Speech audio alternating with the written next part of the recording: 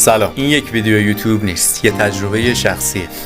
من مهرادم، خیلی خوش اومدید به کانال مهرادیار. Working on a weekend like usual. Way off in the deep end like usual.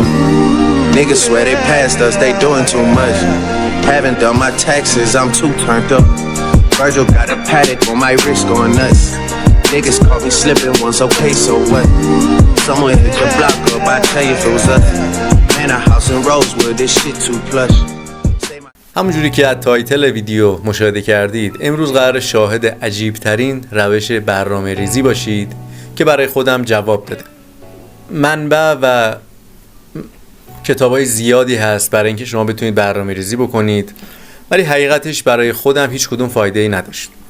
یعنی موقعی که من میخواستم برنامه ریزی بکنم و از تو کتابی میخوندم، یه منتوری که میگفتش برای یک روز بعد هفته، ماه و سالتون بعد برنامه‌ریزی داشته باشید، من کسی نبودم که بتونم پیش بینی کنم آینده رو حداقل و بتونم برنامه‌ریزی کنم. ولی یه جا که خیلی مصمم شروع کردم به برنامه‌ریزی، یه فکری کردم که مهراد 10 سال پیش رو اگه من بیارم باهاش صحبت بکنم، میتونه بهم بگی که چجوری به اینجا رسید، 10 سالو چجوری گذرون، یعنی میدونست 1 سال بعد 2 سال بعدش چه برنامه‌ای باید انجام بده تا به اینجا برسه. خب شما الان میگید که خب برنامه ریزی نداشتی، همینجوری اومدی جلو. نه، برنامه ریزی داشتم من، ولی اینجوری نبود که شما بتونید ازش استفاده بکنید. اول میخوام که دفترچه همراهتون بیارید، بغلتون بذارید، تایتلایی که مینویسم و میگم و بنویسید که شروع کنیم به گفتنش. اول از همه، حالا بعد از اینکه این ویدیو رو دیدید، چشماتون رو ببندید و فکر کنید که روز آخر زندگیتونه، یعنی مردید، دور از جون، همه میمیریم دیگه، مردید و توی قبرید، صدای گریه و زاری و اینا رو میشنوید، حس میتونید بکنید. خب بیایم بریم سراغ اولین پوینت مثبتی که این کار داره. مغزتون خاموشه، چیزی که جلوگیری میکنه، چیزی که شما رو مقایسه میکنه با افراد دیگه، چیزی که تمام کارهای بدی که کردید و یادآوریتون میکنه و مانعی میشه برای نوشتن برنامه و اینکه یه روتینی داشته باشید. خب ما خیلی موقع شده روتینم نوشتیم ولی فردا دیگه انجامش ندادیم. ما میخوایم از این طریق اولا رودمپمون رو پیدا کنیم، یعنی هدفمون رو پیدا بکنیم و اینکه به اون هدف بتونیم بچسبیم تا بتونیم به اون ایدئالی که توی ذهنمون هست برسیم. خب تصور دارید میکنید اونجا جاییه که شما رسیدید به اون رویایی که دارید. یعنی من اگر میخوام یه نویسنده بشم، اونجا کتابمو نوشتم، تیراژ بالا و کسایی که اومدن با این دید اومدن. هر نقطه ضعفی که دارید و میخواید عملی بشه، اونو بهش فکر کنید. یعنی اگر همیشه ضعف مسئولیت داشتن پدر رو داشتید، مثلا شما توی خانواده‌ای بزرگ شدید که پدر و مادرتون اونجوری نبودن که دوست داشتید شما رو بزرگ بکنن و میخواستید همیشه تلاش کنید که واسه بچه‌تون اینجوری باشید، همونو فکر کنید و فکر کنید بچه هاتون الان هستن اونجا. میتونید تلپورت کنید تو مغز اونا. فکر میکنن بچه هاتون، فکر میکنن چه پدری رو از دست دادم، هیچی کم واسه من نذاشت، به بهترین نحو منو تربیت کرد. هر چیزی که خودتون توش ضعف میبینید و از نگاه فرزندانتون به خودتون یادآور بشید. اگر خانوم هستید، شوهرتون، اگر مرد هستید الان دارید این ویدیو رو میبینید، همسرتون. الان درصد طلاق خیلی بالاست و همه یه ترسی دارن از این که اگر ازدواج بکنم آیا پس ازدواج برمیام، آیا یه پارتنر موفقی هستم، آیا میتونم همزمان که به کارم میرسم به خانوادم برسم، به همسرم برسم. به اون فکر کنید، برید تو کله پارتنرتون، چه شوهری رو هست، زار زار داره گریه میکنه، چه پدری بود واسه بچه هم، چه مادری بود واسه بچه هم. در رابطه با کارتون همینطور. گفتم مثلا یه کسی میخواد بدنساز بشه، یه کسی میخواد بدنساز بشه، فکر میکنه که الان شاگرداش اونجا هستن، شاگرداش دارن میگن این بدن حیف شد که رفت زیر خاک. میخواید خیر باشید، کودکان زیادی رو متصور میشید که دارن میگن این شخص برای ما خیلی زحمت کشید، برای ما مدرسه ساخت، برای ما بیمارستان ساخت. هر هدف و رویایی که تو سرتون دارید و میخواد بهش برسید. خب میگید مهراد من هر روز این کارو میکنم، رویا پردازی میکنم، تصویر پردازی میکنم. اینجا یه فرقی داره. گفتم مغز موقعی که میفهمی که شما از بین رفتید باعث توی دوراهی میفته که هم اون دوپامینی که شما از رسیدن به اون هدفتون به دست آوردید و هم ترسی که به دست میاره از این طریق که دیگه فرصت نداره که این دوپامین رو به دست بیاره و دیگه تموم شد و دیگه نمیتونه کاری بکنه، دیگه این لحظه آخره. خب کم کم برگردید به زمان حال. توی یک ورقه طوری که خوندنش 5 دقیقه طول بکشه تقریبا بنویسید اینا رو. حسی که داشتید خیلی کامل تر بنویسید. من فقط بهتون ایده اصلی شو دادم که شما بتونید دقیق تر بنویسید. پس رودمپو دارید.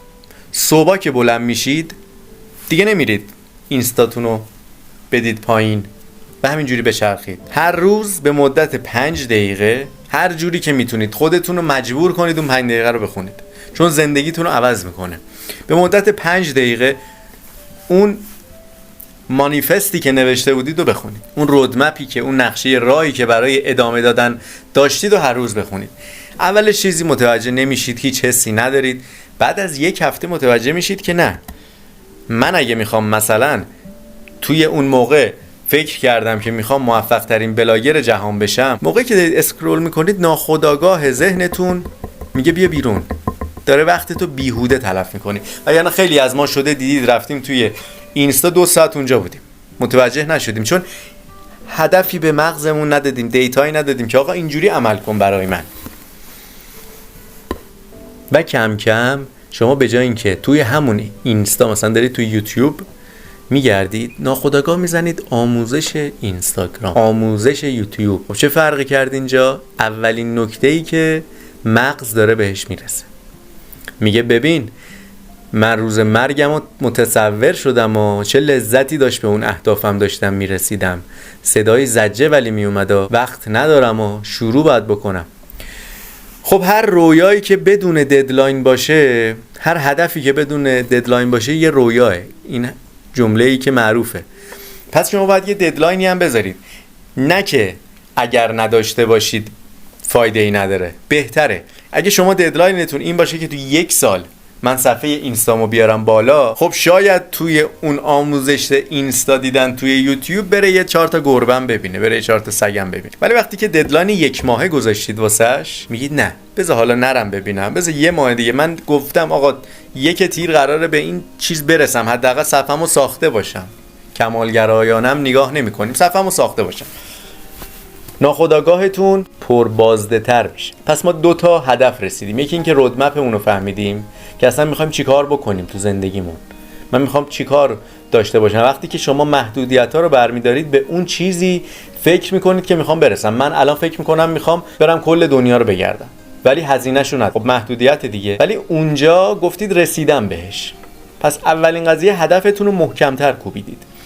و اینکه با این کار میتونید برنامه‌ریزی واسش داشته باشید، ددلایناتون رو بنویسید، بگید من اینجوری و هر روز اون 5 دقیقه رو موظف هستید که بخونید تا به مغزتون یادآوری بشه که وقتی ندارید.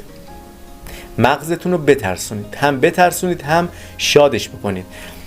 اون حسایی که مینویسید هم حس لذت رو بدید. یه لذتی بنویسید که خودتون میدونید چجوری بیشترین لذت رو میبرید دیگه. هم اون لذت رو بنویسید هم ترسشون.